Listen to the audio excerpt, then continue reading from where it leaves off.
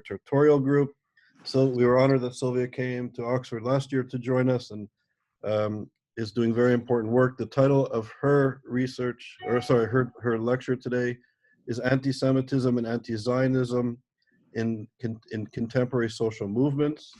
We also have Joel Finkelstein who's with us, and he's going to speak on the title of his talk is Digital Anti-Semitism, Platform-Sponsored Terror, and the Race War. So provocative title. Joel Finkelstein is the director of the Network of Contagion Research Institute, or the NCRI, which deploys machine learning tools to expose the growing tide of hatred and extremism in social media. He's also a visiting scholar at the Madison Program for Ideas and Institutions at Princeton University, and has done a lot of work in writing on this field. He sort of comes from the background in the study of neurology and applies it to artificial intelligence. So he does some really cutting edge work. Sylvia Fishman is a professor and the author of many books and numerous articles. Her work primarily explores issues of Jewish identity, Israel diaspora relations, issues of anti-Semitism and anti-Zionism, and the interplay of American and Jewish values, transformations in the American Jewish family, the impact of Jewish education, gender and sexuality in American Jewish life, and portrayals of Jews and Jewishness in fiction and film. She's an eminent scholar and has published many books and articles on these issues and related areas. And she is from the Department of, she's a professor emeritus of contemporary Jewish life in the Near Eastern and Judaic Studies Department at Brandeis University. So Joel and Sylvia, thank you very much for being here. And Sylvia, I would like you to start off our session, please, and welcome. Okay, thank you. I'm really delighted to be here. I'm going to actually be using a PowerPoint, so Ira, if you could share that. Thank you. Just have to unmute. Sylvia, if you could unmute. Oh, there you go. Yeah, okay. All right. Next slide, please. Okay, so this is a summary of some of the things we're going to be speaking about this morning. This afternoon, well, sort of the morning. Our session will focus specifically on anti-Semitism and anti-Zionism in America today. So it's a sort of a geographical shift. And in caps, you see the first bullet here, that when I'm defining modern anti-Semitism, one of the things that to me makes something anti-Semitic is when Jews or the Jewish state are judged by different standards than other people and countries are judged by. And this is particularly important when we're talking about judging of Israel, when Israel is compared to a utopian vision of what a Jewish state should be like, as opposed to the comparison with other fallible countries, including other fallible democracies. So that should be a clue to all of us when we hear a comparison of Israel to what it is supposed to be doing. Always think of whether this comparison is with reality or with utopian ideals. Other aspects of modern anti-Semitism, which we've heard about over the past couple of days, fear of Jews as a global power, an international network or cabal, and interestingly, the way in which the protocols of the elders of Zion is often applied to recent events. Suspecting Jews of falsely causing specific catastrophes, such as charges like Jews caused coronavirus, which we'll talk about a little more in a minute. The Jews caused 9/11, something which is very prevalent in some contemporary social movements, suspecting Jews falsely of spearheading the suffering of minorities peoples. And we'll talk about that whole term, minoritized versus minorities. Jealousy of Jewish success, and along with that jealousy, a false suspicion that Jews must have had unfair advantages because otherwise they couldn't have achieved what they did. Holocaust diminishment or denial is certainly an expression of modern anti-Semitism. One still hears in certain circles anti-Semitic statements such as Jews are Christ killers or Jews are less than human. Demonization of Israel as a Jewish state, and as I said, judging that Jewish state with different standards than other countries are judged. One thing we're going to spend some time on in my remarks is the ahistorical belief that only Israel was formed through international voting or international discussions, and only Israel was formed with violence. And something which is really pernicious and I think doesn't get discussed that much, but it's prevalent on college campuses and in certain segments of American intellectual discussion, is a rejection of the concept that Jews are a legitimate peoplehood, a rejection of the concept that as a peoplehood, Jews have the right to seek self-determination. And the canard that Zionism is racism, which is really built on the rejection of Jewish peoplehood. It's also a removal, if Jews are not a peoplehood, part of the denial of their peoplehood goes to saying that the Jews had no connection with what is now the land of Israel historically. And the use of the word indigenous only for other people who live in that place rather than Jews who have lived off and on in Israel for more than 2,000 years. And I think it's also important to remember that these kinds of modern anti-Semitism are promulgated both by right-wing and left-wing movements and organizations. And as we heard in the last two talks, right-wing and left-wing often work together and end up being unexpected allies. Next slide. Yesterday, Uzi Rabi talked about the impact of coronavirus in the Middle East, how it has exacerbated anti-Semitism. And we actually see that even in the United States, there are accusations that Jews are somehow involved in conspiracies to impose coronavirus on the world. So we have George Soros, for example, being seen as the archetypal international Jew who owns the company where coronavirus broke out, and they're spreading the virus so that they can make money on the vaccine. One of my favorite Twitter posts is the claim that FEMA is controlled by the Chabad Lubavitch movement, and the Messiah is Jared Kushner, and his wife is the future Queen Esther. I don't think I have to spend time refuting that. Next slide. Okay, now this is one of the many images that is out there, and those of you who have been listening to lectures for the past 2.5 days will recognize this face. We have seen this face on anti-Semitic images going back for a long time. Once actually, one of the slides that somebody showed, that was the same face on a female pernicious Jew, except she didn't have a beard. So what you see here is the Jew here. It's supposed to be an Israeli Jew.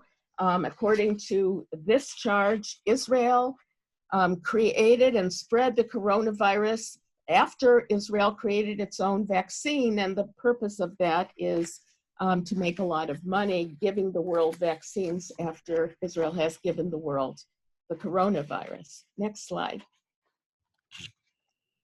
As I said, there is this image which we recognize again from the talks we've heard the past couple of days, is going back to medieval kinds of accusations that Jews are spreading disease around the world. If you look at the last bullet here, we have David Duke tweeting that perhaps President Trump was infected with coronavirus by Israel and the global Zionist elite. Next slide. So one way that the double standard operates is by omitting important facts about Israel, which contextualize some of Israel's behavior. And I would say that this distortion through omission is something that the social movements we're discussing in my remarks today and news articles that are promoting a certain narrative often do. So for example, I've read articles in the New York Times that talk about the Nakba, the catastrophe of Israel's war of independence, but do not at all mention that surrounding lethal forces were massed against Israel in 1948, and similar kinds of omissions discussing 1967. Similarly, there's no mention in most of these articles or in the discussions in the organizations that Israel's leaders offered to return 1967 acquired land for a peace settlement. Then Egypt, Syria, and Iraq were rearmed by the Soviet Union because they wanted a foothold in the Middle East. They never mentioned the 1967 Arab League declaration of the three no's: no peace with Israel, no recognition of Israel, no negotiation with Israel, or any other subsequent rejection of Israeli offers.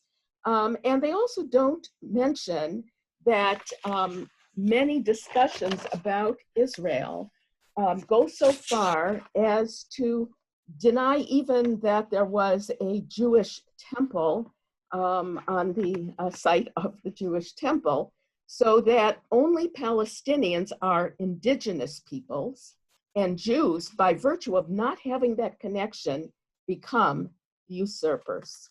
Next slide.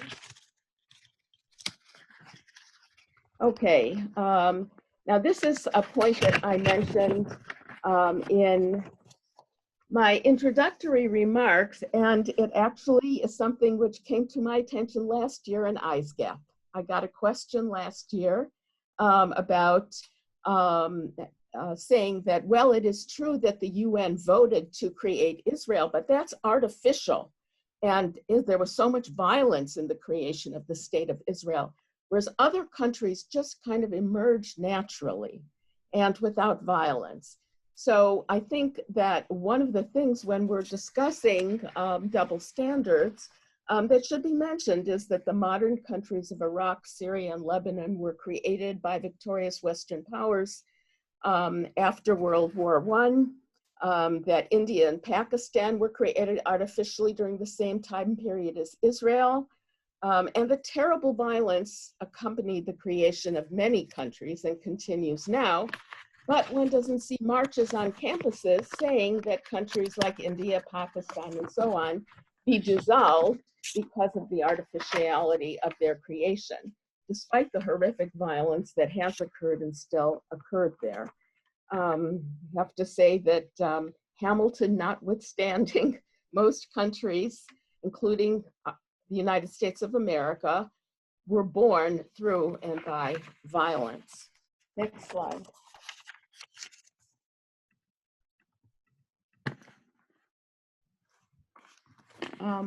Is that the one you have next? Yes? Okay, I can do that one. So temple denial, this is a kind of a shocking thing when you run across it, but it's something which is very, very common in a lot of discussions coming out of the Middle East, that the Jews never had a temple at the location that where the Western Wall is right now. And it's part of the denial of the historical connection of Jews to the country of Israel. Next slide. Okay, good. No, go back, yeah. Okay, so when Israel was first founded, there was a kind of honeymoon period where many liberal Americans, many socialists, and many Black Americans saw Israel as a utopia. They envisioned all Israelis living on kibbutzim, which were kind of a pastoral fantasy.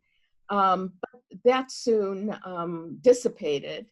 And by the time that James Baldwin talked about American Jews as being not any better and then worse than other exploitative white American capitalists, so Israel's halo disappeared and was replaced by a kind of demonization. This is a quote from an article by Emma Green in the Atlanta Monthly. Next slide. Okay, another person who often comes to Israel's defense and talks about the double standard is Bret Stephens, the columnist for the New York Times. And he says that the charge that Israel is colonialist is anti-Semitic, not only anti-Zionist. And again, it's because of the omission of facts. One of the facts that he emphasizes is that Israel's enemies were committed to its destruction long before it occupied a single inch of Gaza or the West Bank. That's one fact. And another one is that in proportion to its size, Israel has already voluntarily relinquished more territory taken in war than any state in the world. And again, I am emphasizing these facts not as an apology for Israel, but as an argument for not using double standards and contextualizing all discussions with facts. Next slide, please. Okay, what happens when these facts are omitted is that the picture is grossly distorted. And one enormous fact, which is often omitted, is the minority status of Jews. Now, I can tell you that on American college campuses, these issues are often discussed as though Jews are not a minority. And that is through the use of a new word, minoritized. So minorities don't matter anymore. What matters is, are you minoritized? Minoritized means treated as an other or oppressed. And so the way in which these discussions get out of discussing the situation of Jews as a small group of people that is often subjected to racial hatred is by saying that Jews are well-educated and affluent and have high status positions, and therefore they are no longer a minority. Now, just to use the numbers that Haras Rafiq gave us this morning, there are 1.8 billion Muslims in the world today. According to Sergio Della Pergola, there are almost 15 million Jews in the world today. And by saying that Jews are not real minorities, it is possible to make Jews part of the white majority. So in America, Jews are often discussed as though they're not a real minority. They're just a little subset of the white majority. And that same description of Jews as white is then attached to Israel. Now, this is bizarre because almost half of Israel's Jews come from Asia, Africa, or the Balkans. And 2/3 of the world's Sephardic and Asian or African Jews live in Israel today. So the Jews in Israel are not white in the way that is usually discussed. And the reason why the non-whiteness of about half of Israel's Jews is often buried in these discussions is because it's much easier to portray Jews and Israel falsely as a colonial power if Israel is pictured as being a white country. So then Israel becomes a white colonial outpost of the United States. Next slide. Let's talk about some of the organizations and social movements that use these false descriptions of Israel and false description of Jews, and that actually would like to see Israel disbanded. So one of the most well-known is the BDS movement, Boycott, Divestment, and Sanctions. What one has to do is always to pay attention to BDS language. What are the axioms in the BDS movement? And if we look at many of its principles, if those things were fulfilled, it would be the end of Israel. If you look at the first bullet under BDS principles, would destroy Israel, ending the occupation and colonization of all Arab lands, and they mean starting with the creation of Israel, and dismantling the wall. Go down a couple of bullet points. The rights of Palestinian refugees to return to their homes and properties as stipulated in UN Resolution 194. Well, of course, the number of Palestinian refugees have multiplied, and we heard yesterday from Benny Morris a description of how it was that those people left their homes, which was quite varied in origin, but it would mean the end of Israel as a Jewish state. And then look at the last bullet here. Since its violent establishment, again, that violent establishment as though that was something unique and as though Israel caused it, in 1948 through the ethnic cleansing of more than half of the indigenous people, more than 7.25 million Palestinian refugees who are denied the right to return to their homes simply because they are not Jewish. We also heard yesterday a very powerful talk about how during the coronavirus, Israel went and rescued its Arab citizens as well as its Jewish citizens who were living elsewhere when coronavirus broke out and brought them back to Israel. So there's a lack of factuality, which is very dangerous to Jews and to the Jewish state. Next slide, please.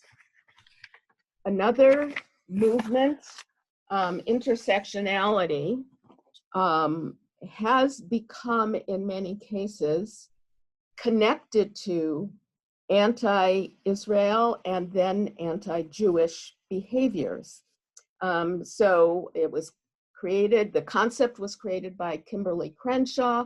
It's actually a wonderful concept of the ways in which different aspects of a person's life and interests intersect with each other. It's a kind of breaking open of the idea of compartmentalization, but it's been hijacked in many cases so that Jews who ordinarily would be very supportive of this kind of idea and have been very active in intersectionality are rejected from the movement if they say that they support Israel. They are not welcome if they say that they support Israel.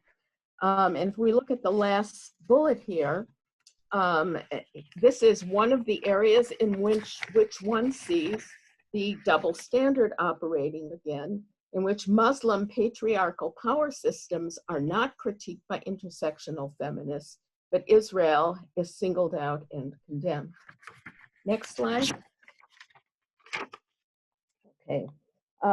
This is, I think, a really important thing for us to be thinking about as we're thinking about anti-Semitism. Anti-Semitism doesn't work like most forms of racism because most racism denigrates people for being inferior. But anti-Semitism often sees Jews as having too much privilege and having too much power.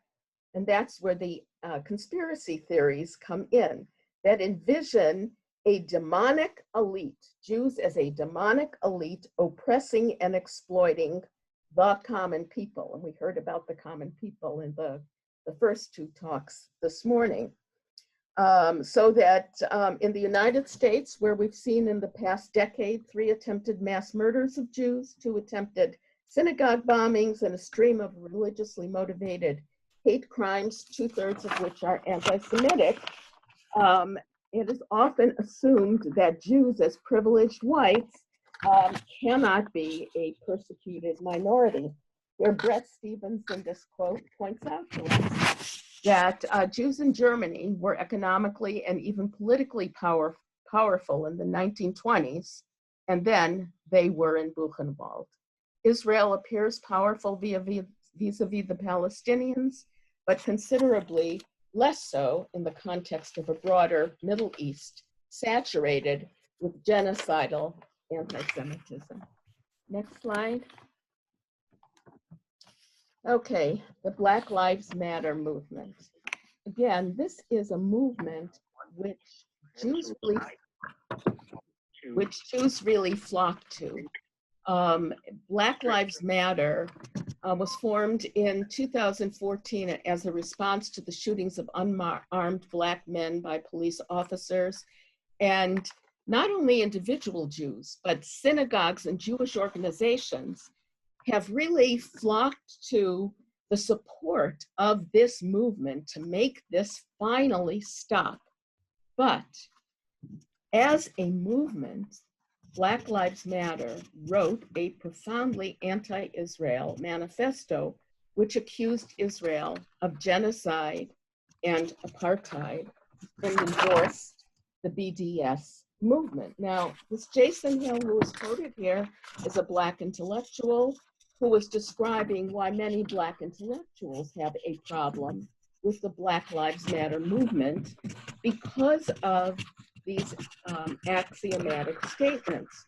Now, the leadership of Black Lives Matter is, of course, quite diverse, but the people who wrote that statement are still quite active in the movement, which creates for American Jews a real feeling of being pulled apart, because they certainly support the goals of Black Lives Matter, but not the goal of destroying the state of Israel. Next slide. Part of the painfulness of that Black Lives Matter statement was the use of the word genocide. The accusation was made that Israel is engaged in a policy of genocide against the Palestinian people. The word genocide has a meaning. It means the deliberate wiping out of a group of people based on their ethnic or racial background. Whatever one thinks of Israel's policies, many of which are problematic, genocide is not what they are after. And the trivialization of the word genocide to mean any kind of racialized oppression is terribly insensitive to what that word means for the large proportion of Holocaust survivor families who live in Israel. Israel has one of the largest proportions of Holocaust survivor Jews in the world. Next slide. Okay, Students for Justice in Palestine. Yesterday, Charles pointed out to us that this group comes out of the Muslim Brotherhood, and they are super effective. Actually, some sociologists at Brandeis University did a study of anti-Semitism and anti-Zionism on college campuses. And what they discovered was that the most effective anti-Israel and anti-Semitic force was the presence of SJP. They're extremely well organized. They're very persuasive. They're very intimidating. They're fine with going after Jewish students on campus who try to defend Israel. And they very often rely on what you might call socio-dramas. So, for example, in the courtyard on a college campus. There will be students dressed up as Israeli soldiers and students dressed up as Palestinian women holding dolls, and the soldiers will be beating the mothers about the head, and this is portrayed as typical behavior in Israel. They're very effective, and it's important for us to remember who they are associated with and what their real goal is. Next slide. Sylvia, could you please finish up in 2 or 3 minutes? Yes. Thank you. Okay. So I would like, let's go to the third from the last slide, if we may, which is maybe we'll go to the last slide. Okay, let's go to the last slide. Okay. What? Thank you. That's the one. Since everyone here is an educator of one kind or another, here are some things that we can do to help correct these ahistorical narratives which are seen in many of today's movements and organizations. We should recognize the anti-Semitic and anti-Zionist rhetoric on both the right and the left, and always bring historical facts to show how they are distorting what really has happened and is happening.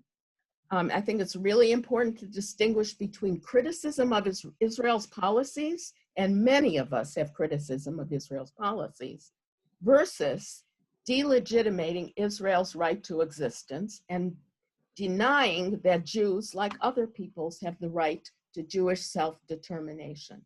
And again, we have to listen for those phrases and listen for those goals. Always, it's important to correct ahistorical narratives. We need to remind people that historically, Jewishness was not just a religion, and not just a culture, and not just an ethnicity. Jewishness incorporated all three of those aspects, as it does again in the country of Israel today. We have to balance positive and critical elements and narratives about Jews in Israel. Always be sure that both aspects of what's happening are presented, and insist that Jews in Israel be evaluated exactly like other groups of people and other countries. Okay, thanks. Thank you very much, Sylvia. And you raised very important issues, and you examined them. I see people are applauding, so thank you very much. And we'll come back to some of your important points in the Q&A. So now we have Joel Finkelstein, and he's looking at digital anti-Semitism, platform-sponsored terror, and the race war. Joel, the floor is yours, and welcome. Thanks for being here. Thanks so much for having me. First of all, I have the AC on in the background. Is this distracting? Should I move to another room? No, you're good. You're good. We hear Okay. you. Sound is good. Let's see. I'd like to be able to share my screen. Ira, would you enable me to do that? Should be all set. All right. Great. All righty. All right. So my name is Joel Finkelstein. I am the director of the Network Contagion Research Institute. I know that sounds like a bad video game and not a 501c3 not-profit organization, but it is. And I'll tell you a little bit about who we are and what we do, and give you a sense of why the approaches that we're using are so important for understanding something as complex as anti-Semitism. And we're going to try to describe the dimensions of anti-Semitism and understand sort of like how it works. And the way we do that at the NCRI is that we use AI to track, expose, and combat hate and deceit as it's spreading between social media and the real world. We're treating this kind of like a contagion. So that's me. I'm the co-founder and director of the NCRI. And all of my colleagues are university professors or scholars who use computer science, physics, engineering, and machine learning in order to assess what's happening on social media at a massive scale. Some of us have run some of the largest scale platforms for social media in the world. And so why are we doing this? Why are we taking these approaches to try to understand hate and sort of how it spreads? And I think the short answer is that our conversations have become a battleground in ways that are going to seem really familiar to you and have a lot to do with, ultimately have quite a lot to do with anti-Semitism. First of all, you have problems with censorship and moral outrage that's occurring in web communities. And the result is when people get outraged, they get angry, and this creates a kind of fight with top-down censorship. And really, you can't blame the social platforms for engaging in this censorship, because if they didn't, hate would continue to grow unabated. And that causes a kind of escalation where you have polarized ideological forces that are tearing at each other through different modes of censorship. So here's some examples. You have, like, you know, someone punching a Nazi, or you know, a Nazi punching an Antifa member, and then it's sensationalized, in this case on YouTube.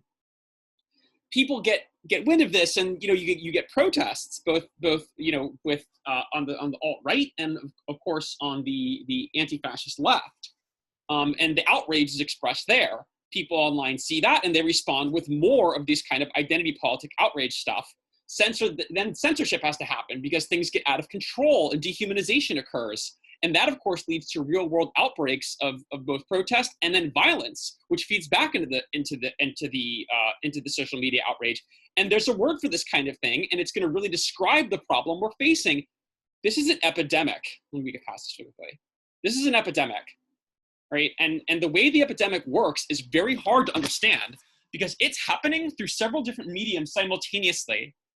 On the one hand, you have coded language that's encoding genocidal incitement using really mysterious words and language within and between web communities.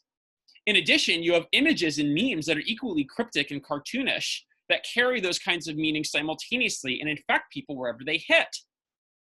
The problem, of course, is that the social media companies actually benefit from hotboxing people in communities that favor the ecosystems that favor these kinds of germs, because people who like and get infected by radical ideas become very predictable. That makes them really good targets for ads, and it makes their behavior predictable. When you have a business model that's meant to predict people's behavior, ideology and polarization isn't a bug, that's a feature. And then you have this kind of tribalism, this us versus them that happens on these communities that's fed into by targeted ads and code words and images. And of course, that creates a rich environment for conspiracy theories, which feed into the tribalism and reinforce tribal ideas and moral shibboleths. These lead into outbreaks of real-world violence, which feed back into the use of code words, which spike whenever events like Charlottesville happen, and conspiracies. And that leads to outbreaks of real-world terror, which then cause more protests and conspiracy language and tribalism and code words and images. And there's no one who loves this more than state actors, who are totally willing to get in the mix of all of that. And of course, in the middle of all of that are our elected politicians and media, who will, quote, accidentally, unquote, use some of these code words because they understand that there's an audience that they can signify to, or perhaps they use them accidentally. In either case, their words are now bound by a network of hostile meanings that they themselves can't possibly navigate. And those who do are simply willing to escalate our dialogue increasingly into darker and darker territories.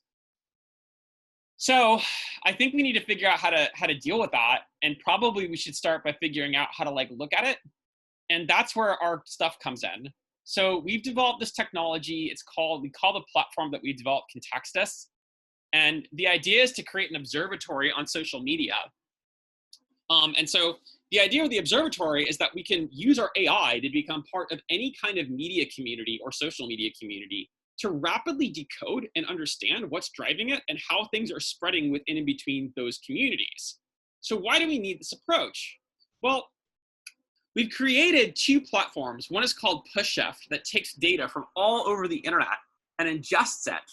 And then we created a service that allows for massive directed analysis of that.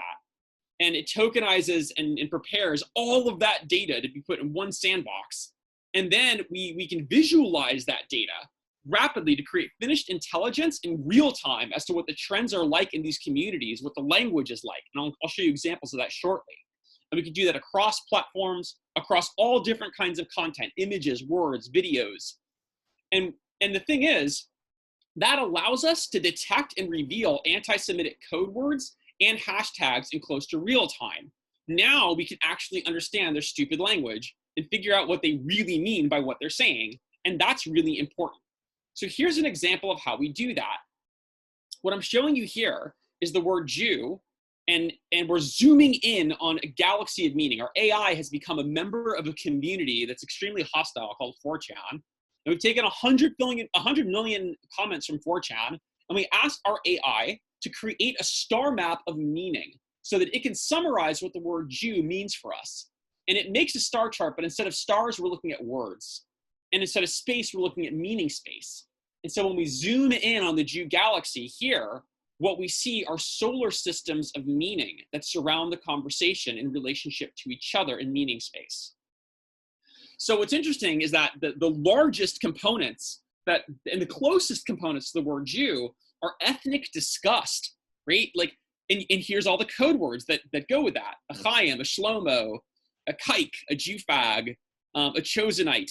Some of them I knew, some of them I didn't. And so the ones we don't know, we can discover their meanings because they show up in these clusters with our tools.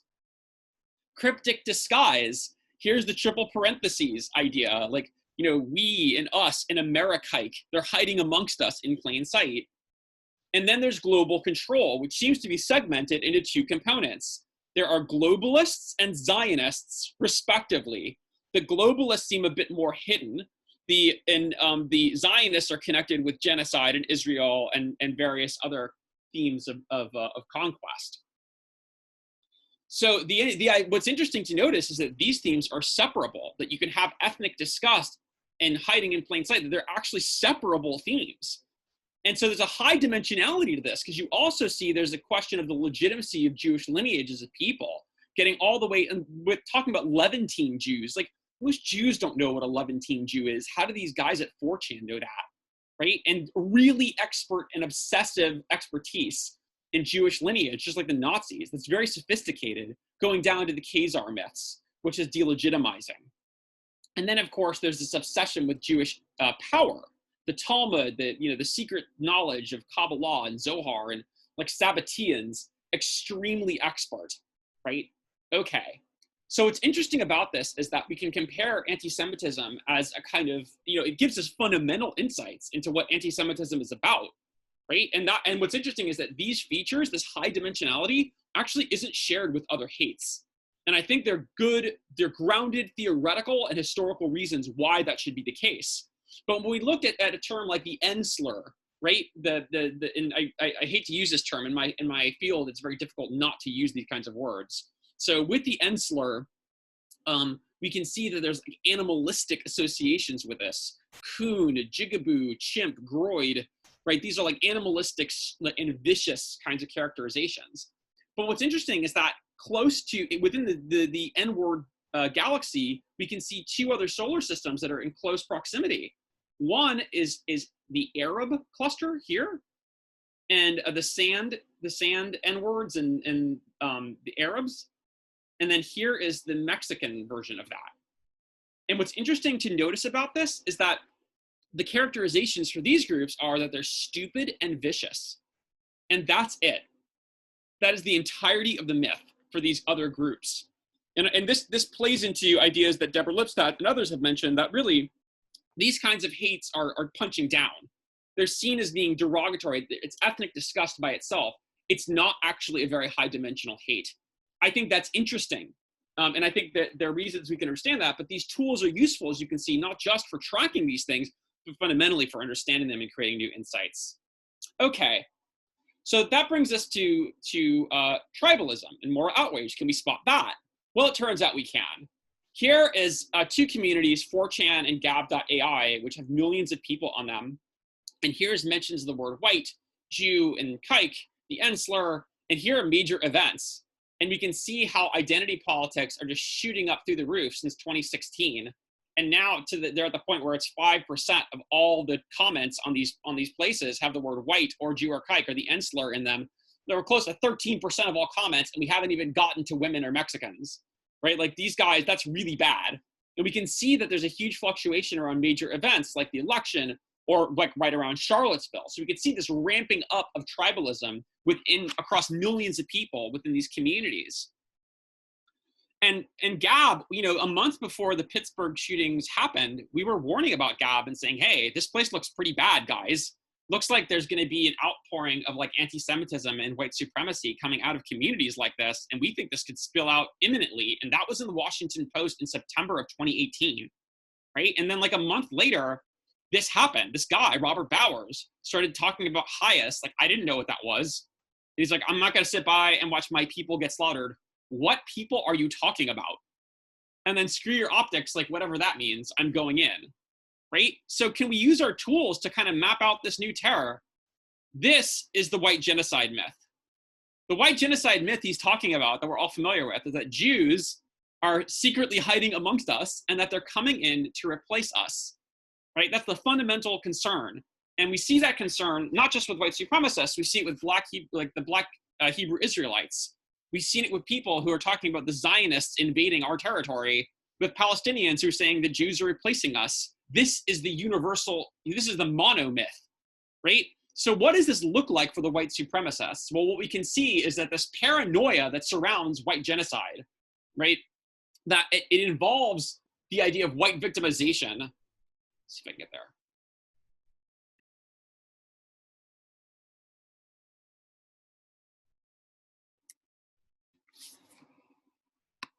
Okay. Come on. All right, so you have this war on white and white lives matter and stop white genocide. And the idea is that we need a white nation to defend ourselves from the threat. And the threat is the Jews. They know it's you, Jews. Thanks, Jews. Hitler was right. It's you. We know it's you. And what are you doing? You're bringing in the migrants. So we have to ban Islam, build the wall, and defend Europe, right? Like, that's a nightmare. You have the twin sisters of white victimization and white nationality. And the idea is that the Jews are the imminent threat. And here's some more code word discovery, like GTK-RWN. Like, what does that mean? That means gas the kikes, race war now. And this isn't just Bowers, right? Like, Bowers is talking about this, but this is his whole community. And his whole community has millions of people.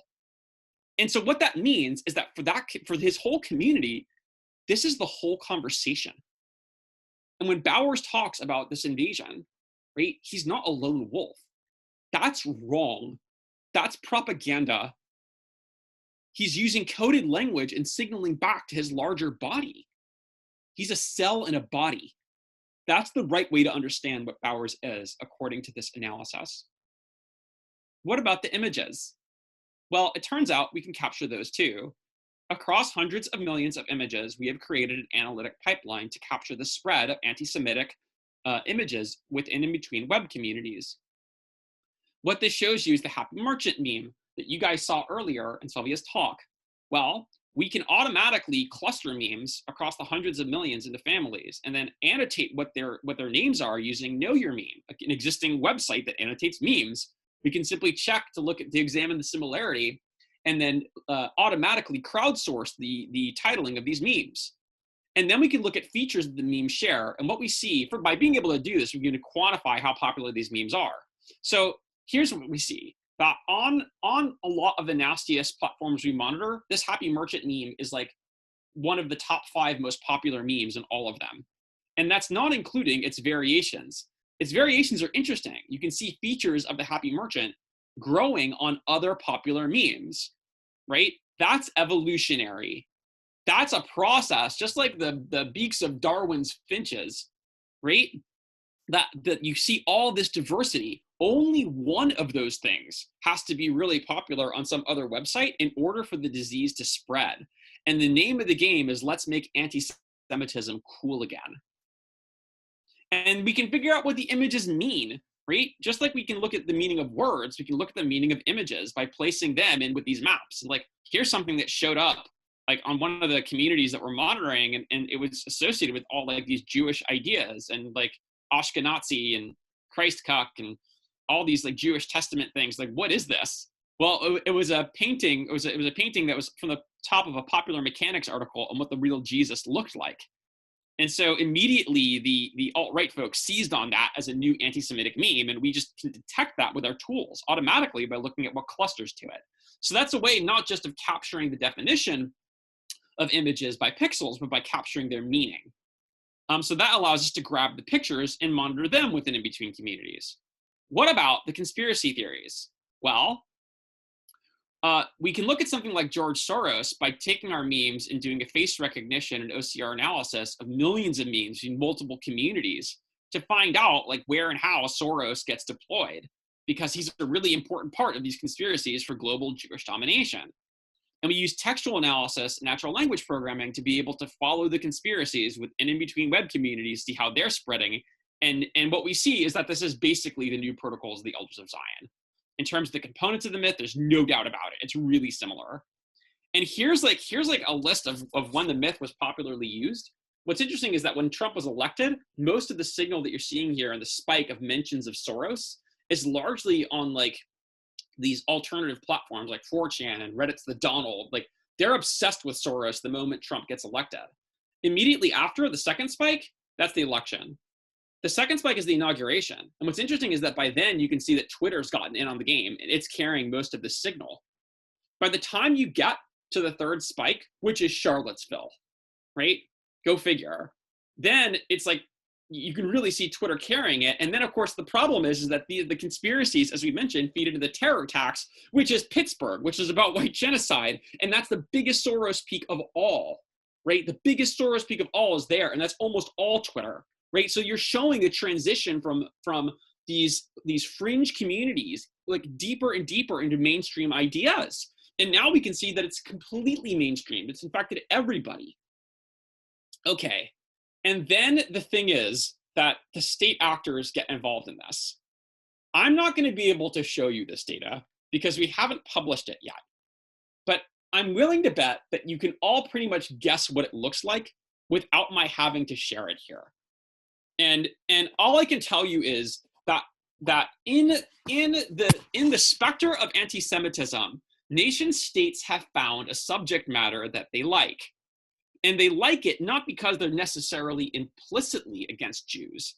They like it because it's so useful for disrupting democracies. So I'm going to stop sharing my screen so I can get past the next two slides. Hold on one second. I just don't want to reveal anything that's a little bit classified-y. I hope that's okay. I was hoping we'd have this out by now. That's why I put it in the slides. Okay. All right, let me go back to sharing my slides. Do I have to push share or can you do it, Ira? You need to share them. Okay, let me get back to us then. What is this?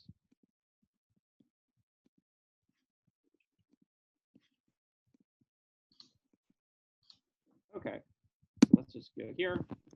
All right, so where does that leave us, and why is it that the approach that we're advocating necessary? Well, it turns out that we can capture their stupid memes, and it turns out that we can kind of figure out what their dumb code words mean. And if we can do that, that's really good, because that means that we might be able to actually intersect this at the point where it becomes really tribal. Maybe we can launch some information vaccines and like counter messaging to get it where it's getting really bad before it spreads out to the mainstream. Maybe we can inoculate people. And that'd be good, because then we can actually target these platforms where the contagion is coming from, right? And we can get ahead of it there. And that means we might be able to stop the conspiracies by being able to track where they're going and then inject information in a way that allows us to meet the infection where it's spreading. That would help us stop these state actors. And maybe we can even stop the terror attacks with that and like be able to intersect the protests before they occur. Well, that would all be pretty good.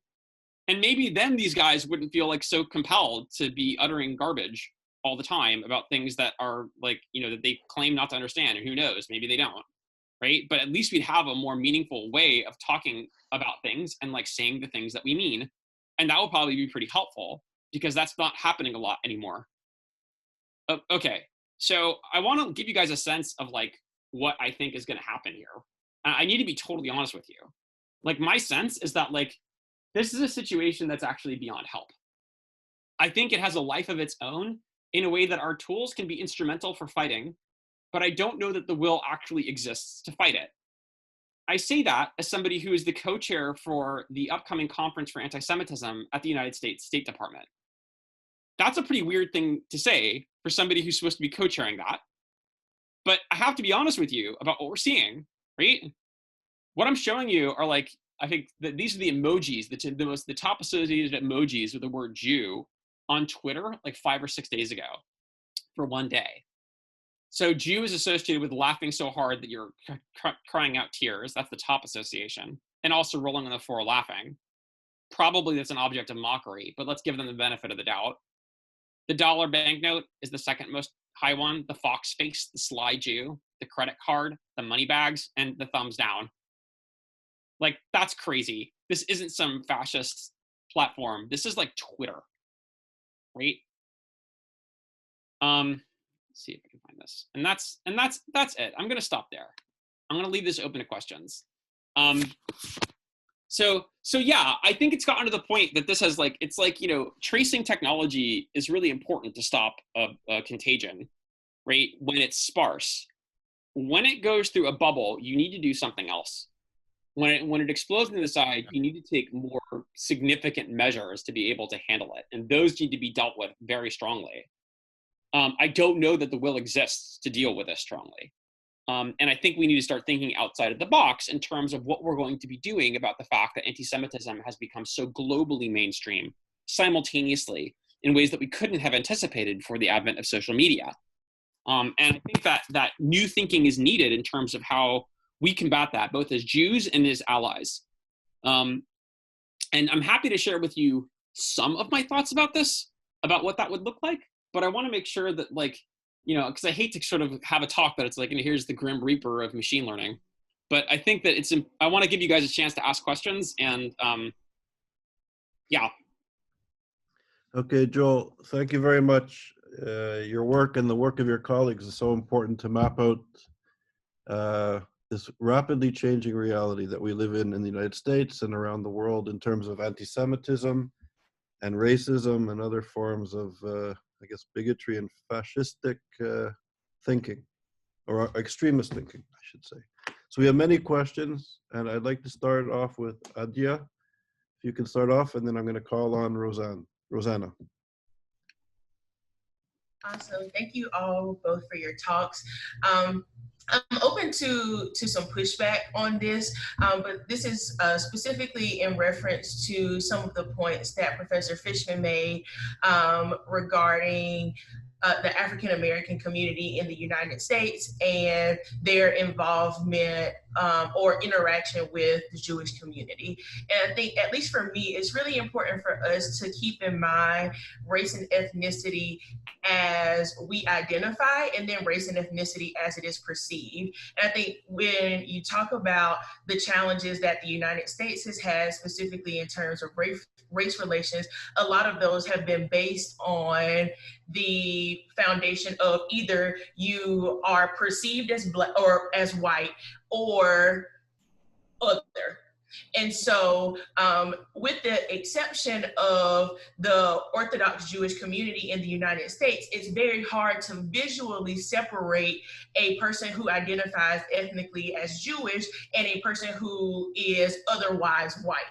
And so as a result of that, even if you are not a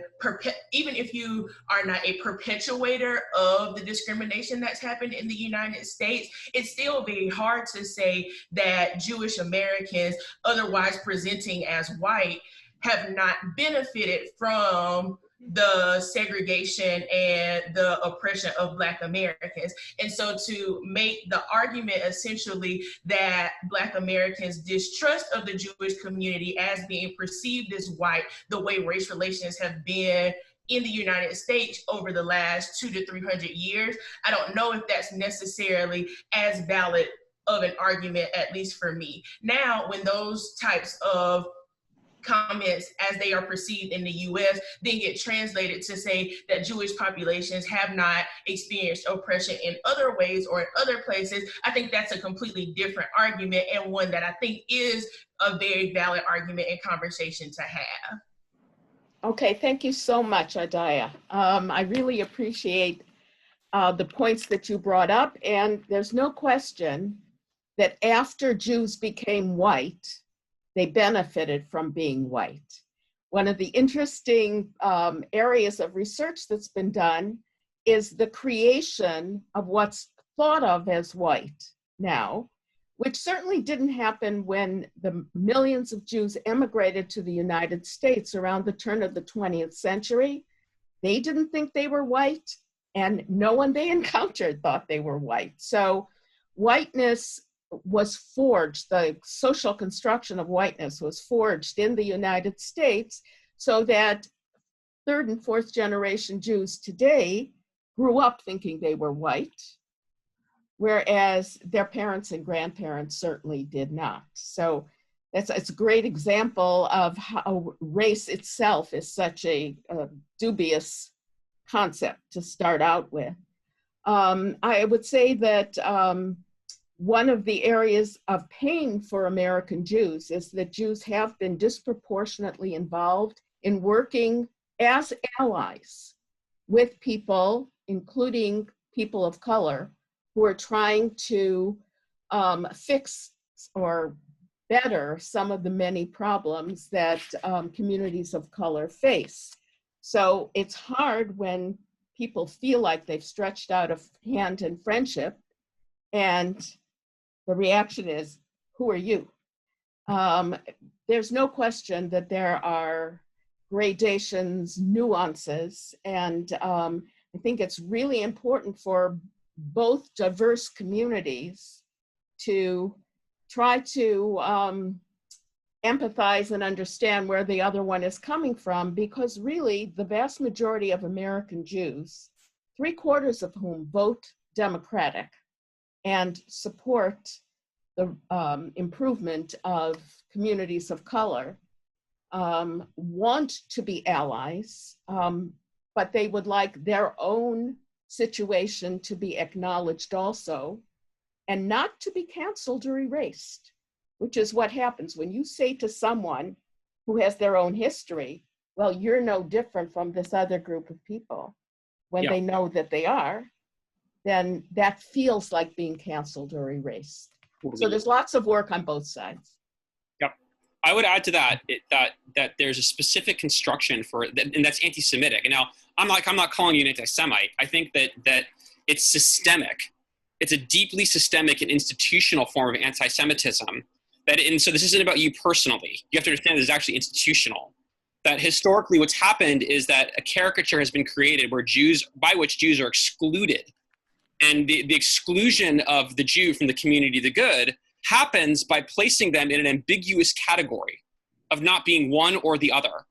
Now, with the white supremacist, what our tools show is that category is represented by the word white with triple parentheses, right? So the idea is that they're white, but the triple parentheses indicates cryptically they're secretly not white, right? And that so they're trying to obtain our privilege, and that's bad. Because our privilege is by virtue of the skin color we have for being white, and they don't deserve it, right? Now, when you take that and invert it, and I mean that technically, I mean that from the standpoint of quantitatively, when you take those symbols and invert them, what you have is a meme on the opposite side that's called white passing. White passing says that these people are obtaining privilege, and that's a bad thing. It's bad that they're obtaining that privilege. How dare they obtain that privilege? They're not white. But they get this privilege that they have that the white people are saying that we don't deserve, and I can't tell who I'm supposed to be to you anymore. Like, I'm actually losing track of who it is I'm supposed to be in your imagination.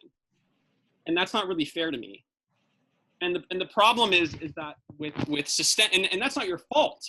I mean, it's not. I think that there's a systemic, deeply systemic, institutional anti-Semitic vendetta that has been carried out through history to put Jews in that position.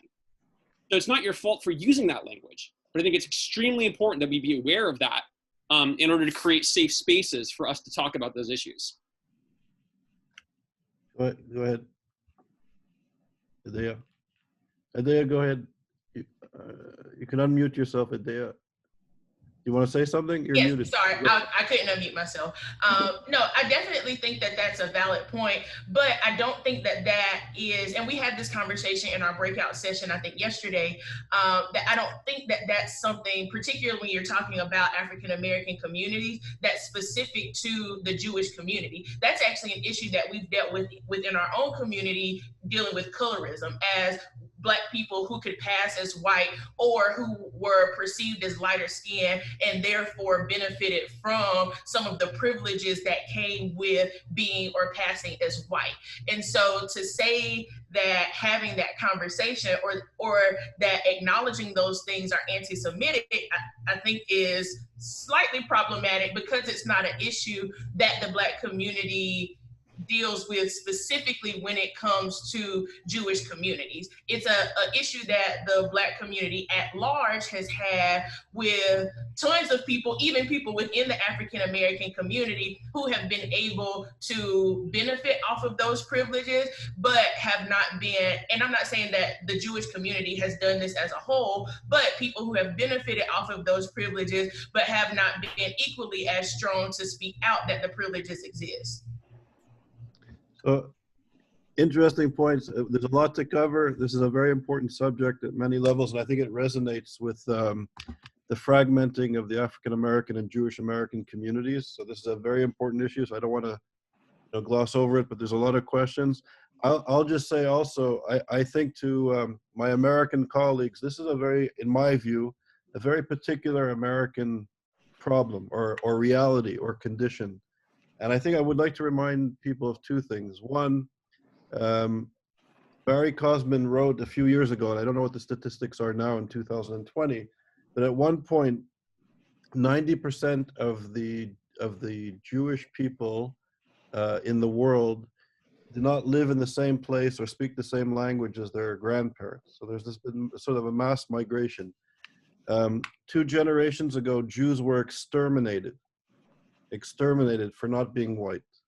And now when some try to classify Jews as being white, it's not welcome to the club.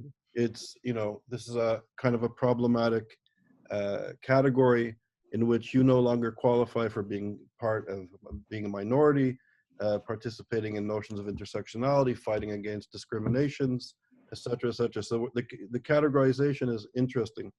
And I think what I find fascinating about racism, anti-Semitism or anti-Semitisms and other forms of discrimination, it's when one group is defined by another group. And I find it extraordinary. I find it absolutely extraordinary. From the time of religion, you can look at religious anti-Semitism, racist anti-Semitism, and now the attack of who Jews are as a people. Others continuously impose categories and definitions of who the Jew is, from the Christians to Karl Marx to the BDS movement.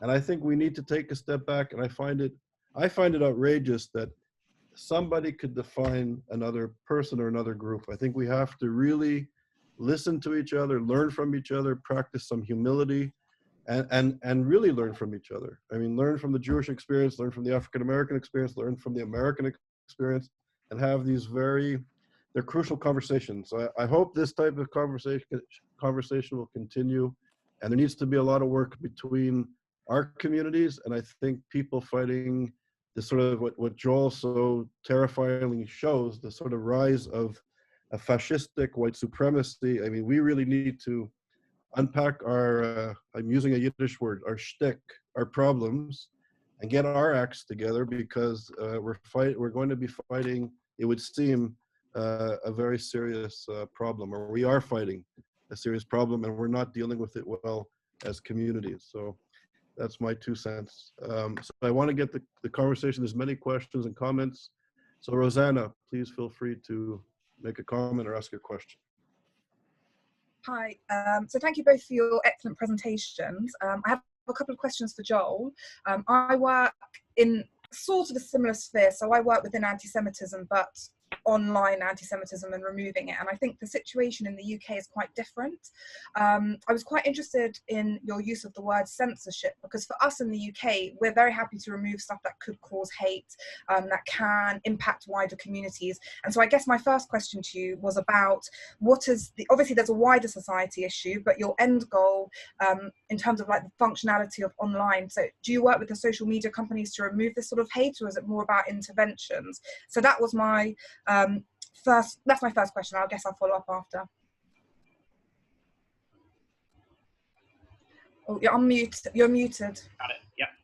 So what I would say is that there are significant problems with the process of censorship, not with censorship itself, but with the processes of censorship that we have in place now. They're very forbidding towards people assuming collective responsibility for their own behaviors, and that's by design, right? That's a feature of the social contract that exists, so to speak, with modern web platforms. And I think that's a deep, fundamental problem that's built into the architecture of web platforms today. And it's not, and so because look, and actually it's not that hard to explain. You know, the idea is that if you always have guardrails up, you never learn how to self-regulate. If you can't self-regulate, then by definition, you never practice being able to curtail the worst of your own behaviors. Well, that's important if we're going to actually have talk to each other and use our words. It's going to be really important that we internalize the norms that allow us to do that. The process of top-down censorship at its worst is one that is forbidding towards the process of us civilizing ourselves and having dignity, right?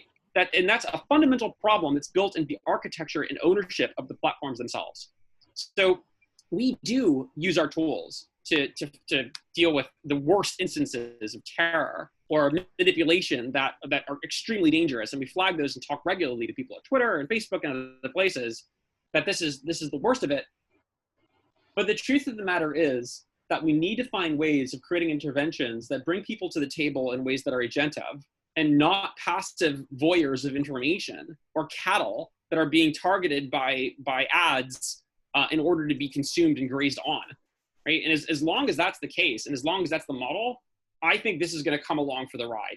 I think that the hate is going to come along for the ride because that's dehumanizing, and people know that.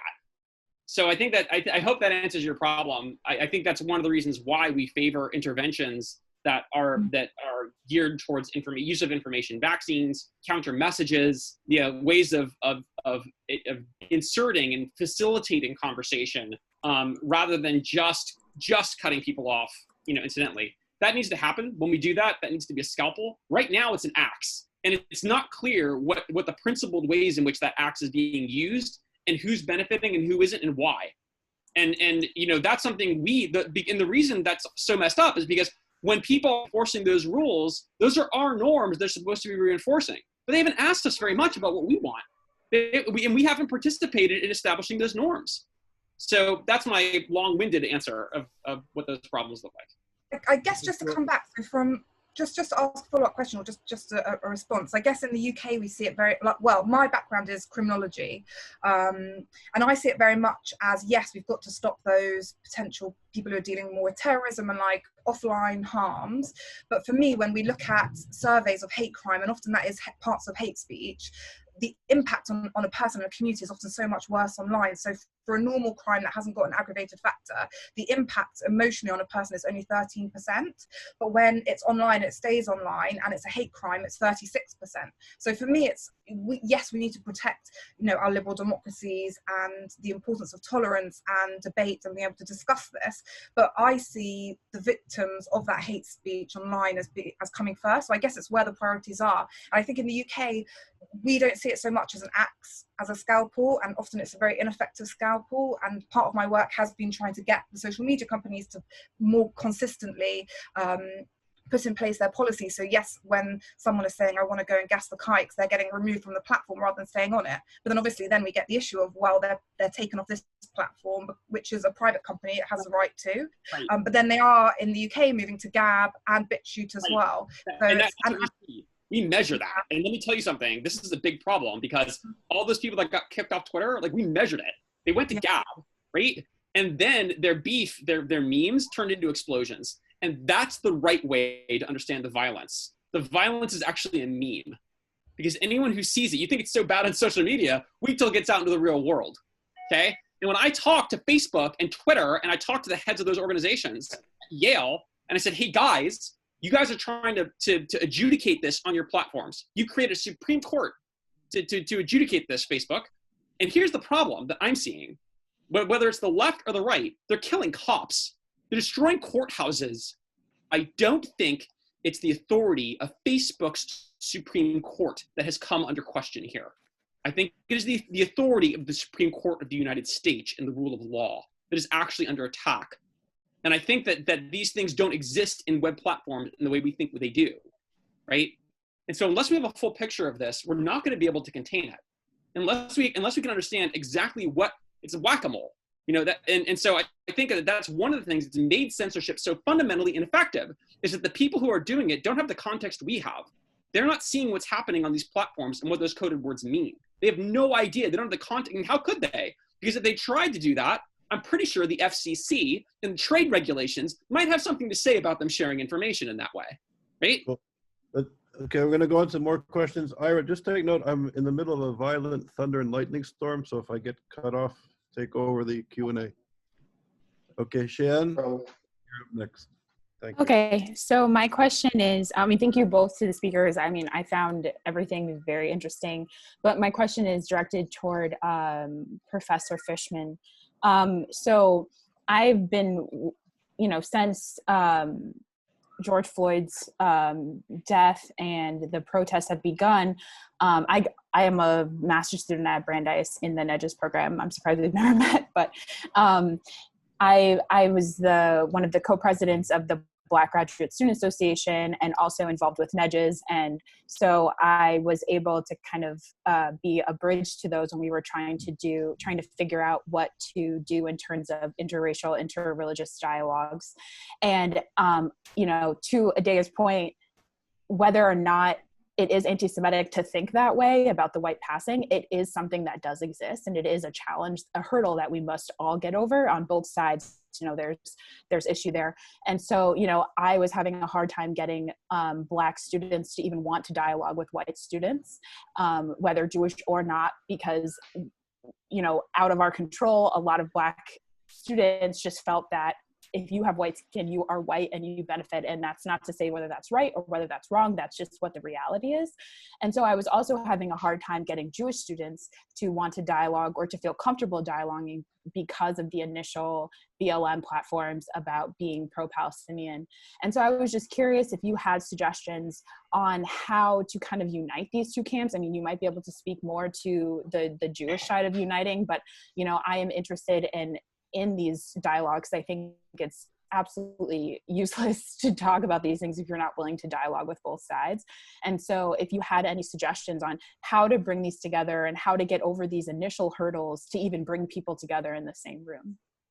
So there's a difference between doing it on a college campus and doing it in the rest of the world. In certain ways, the college campus is easier because it's a contained group of people. One way of doing it is by creating programming using both groups of people. Like even if you could only get 2 or 3 African-American students and 2 or 3 Jewish students to work together to create a program, they will then get all their friends to come. And this is because there's a truth about human nature, which is that we all kind of like the protection of a friendship circle, or at least an acquaintance circle. One kind of programming, which is often very effective, is using of cultural materials, which can create an empathetic identification. So films, discussions of literature, the visual arts, that creates something that's away from the people. It's beyond the people. It's not threatening them personally. So they can watch the film and then talk about what was their interpretation? What happened here? Was the protagonist a good person or not such a good person? Talking about the nuances of something that's different than us. Or everybody reads the same book. Or you look at the same visual images by Black, Israeli, Jewish creators and then talk about what those images mean to you. I think that kind of, first of all, always working with both groups, never imposing one group, imposing it on another, so that you're both stakeholders, you're both connected to it in some way, and then using materials which don't feel like a direct hit. But then you should also remember that there is what to build on. The fact is that Jews disproportionately have worked as allies with the Black community. And that has now plummeted. And that would be tragic if that were allowed to stand. There is so much willingness to get back together. And I think that's true from the Black community also. Once people start hearing facts about what makes Jews Jewish, what is Jewishness anyway, which often is a tabula rasa. It's, like a blank slate. They have no idea what Jewishness even means. So thank you for fighting the good fight, and thank you for fighting it at Brandeis. I'm sorry that due to COVID, we haven't seen each other except on the screen, but I think it's wonderful that you're working on that. Thank you. Yeah, and I would love to reach out, and I've done we did book clubs, and we're doing film clubs. It's still a challenge, but I appreciate You can email me and I'll send you specific suggestions. Thank you so much. I might make a suggestion to that point too, and I think this is very important, is that we need to understand and be sensitive to the way that identity politics is weaponizing concepts of privilege in ways that are historically anti-Semitic. And I think that creates a spear tip of hostility against Jews, which the thrust of which are violently exclusive. They're exclusionary towards Jews. And I think that is a historical, deeply rooted form of institutional anti-Semitism. And so in conversations about privilege, we have to bring that forward because otherwise Jews are in a minefield of anti-Semitism, illegitimacy, and resentment whenever conversations of privilege emerge, because people aren't sensitive to the way that that's been weaponized against them in the past. For example, like Hitler was, when he talked about boycotting Jews, he's like, that the anti-Semitism of reason leads us to systematically combat the elimination of Jewish privileges, right? And even back to the Spanish Inquisition, it says, there's a quote, and in this time when heretical iniquity flourished, many monasteries were violated by wealthy Jewish men and their merchants. And for the most part, they were usurious people of many wiles and deceits. For they all live easily by occupations and offices and the buying of selling, where Christians have no conscience. And then the idea is that it becomes, I think, a conversation about, when privilege is used to weaponize Jewish safety. The idea is that it appears like a heralding angel to announce the arrival of the exclusion of Jews from their possessions, from their safety, and that has happened throughout their history everywhere, and on that basis. And if we're not willing to have that conversation, then we're not having a real conversation. We're having a conversation where the Jew is identified in a specific light and needs to make apologies. And I think that is precisely what is used to destroy the rights of Jews everywhere. And unless we have that conversation in an honest way and allow people the opportunity to define themselves, then by definition, we're not having a conversation, we're having a hostage crisis. And I think we have to address that up front if we're gonna have it, if people are serious. Oh, well said. Okay, there's a bunch of hands on my computer screen that were up and they've disappeared. I know Michael's hand was up at one point. For those who had their hands up, but I don't see it anymore, please raise your hand. Okay, I see Marav. So after Michael will be Marav. Michael, go ahead.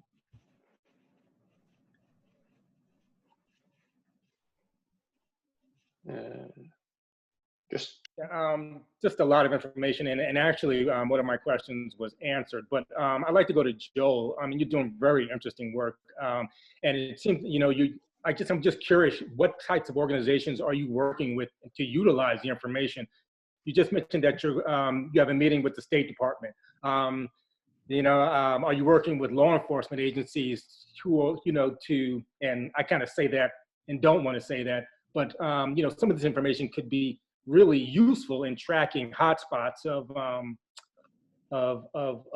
anti-Semitic and race, kind of race-based violence and stopping it. So just curious as to who and what kind of organizations you're working with.